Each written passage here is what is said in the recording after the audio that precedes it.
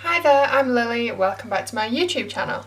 In this video, another instalment of my Anyday vest series, I'm going to be showing you how to pick up stitches into a slipped stitch edge, which is a technique that I usually use to create a faux seam on the right side of the fabric. So it is essentially exactly the same as picking up stitches along any other edge, but we just have to be careful to make sure that we actually go into every stitch. Or every row, sorry. So you'll see what I mean as I start. I have my working yarn still attached and my needle at the ready, and I'm just going to insert it into this first gap here, which is a fairly sizable gap. I can poke my finger through it. So in there, wrap yarn around needle and pull it through. So far the same as any other picking up edge. However, the next stage, if I just poke my finger in there, it looks like that would be the next hole to go through because it's a fairly obvious big hole. However, that's not actually the next row, that's 2 rows along because we slipped this stitch, so it only got knit every other row. However, the yarn is still there. So we use this needle to poke around in here where that looks like there's just 1 strand of yarn. There are actually 2 strands here. So I need to poke my needle around to get in between those 2 strands, and then I can wrap my yarn around and pull it through as normal. So now that I've gone in between those 2 strands and they've separated, we can see that there is also a gap there, however it wasn't obvious at first. So I'm now going to go into the bigger gap, this one here.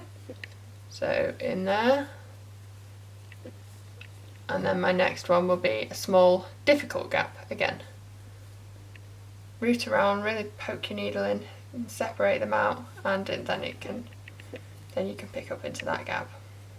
So we're going to continue in this manner, going into an easy, obvious gap, like my finger can fit through, and then in between the 2 strands of yarn, separating those each time. So big gap. And in between there. So we're obviously picking up 1 stitch in every single row, which would usually make your fabric flare out a little. So this isn't the technique that you would just use in general for picking up, but for this particular situation we're going to work in rib on a much smaller needle, so it will pull in, it won't flare out. I'll just continue along here in the big gap, and then in between there. If you're using a particularly splitty or dark or fluffy yarn, this may be a little more difficult and you might have to dig around a little more, but the gap should definitely be there.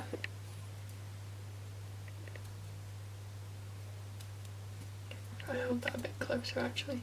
So we can see there, it might not look like an obvious place to go at first, but there are actually 2 strands of yarn there that we can get the needle in between.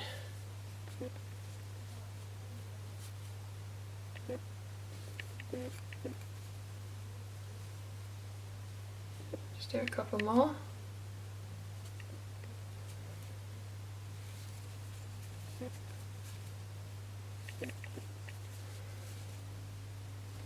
And that is, I've picked up along the extent of my slip stitch edge there. Obviously if you're working a garment you'll have the whole armhole or the whole neckband to go around. I didn't slip the stitches here because that was for a different tutorial, so I'm just going to pick up there as normal, but I don't need to show you that now. So we've just gone along there and you can see it's starting to take shape already, that we have this nice raised neat ridge on what will be the right side of the fabric, because I use this as the right side in this pattern, and it just makes a nice feature of that picking up edge. I'll show you how it looks with a couple of rows distance on it in a minute.